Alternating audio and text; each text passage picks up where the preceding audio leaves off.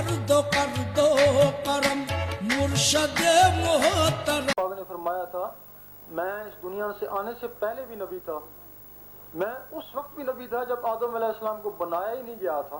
جی تو یہ جو روحیں ہیں نا, یہ تو پہلے روحیں بنی, اس کے بعد یہ مخلوقیں بنی ہیں نا.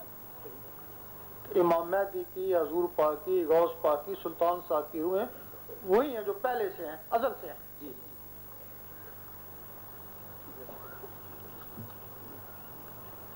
بس سر یہ سوال ہے کہ مہدی علیہ السلام تو پاکستان میں ہوں گے, لیکن دل میں نور رکھنے والے کئی اہل دل دوسرے ملکوں میں بھی موجود ہیں, تو مہدی علیہ السلام کے پاس کیسے آئیں گے؟ کوئی خاص اشارہ ہوگا؟ بہت لوگوں کو اشارے ہو رہے ہیں, دکھایا جا رہا ہے.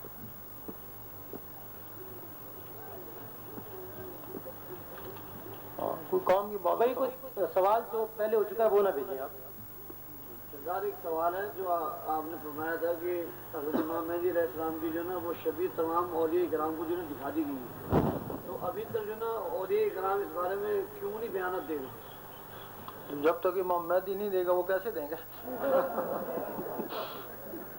وہ کہے گا میں ہوں, پھر لوگ پوچھیں گے وہ ہے یا نہیں, پھر وہ کہیں گے نا وہ ہے. اس سے پہلے وہ کیسے دیں گے؟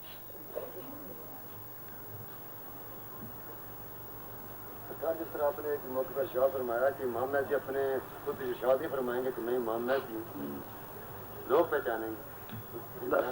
بات یہ ہے نا, جو تو خود ساختہ امام مہدی ہوگا نا, اور خوب شور اور مچائے گا نا, آخر میں ذلیل ہو جائے گا نا.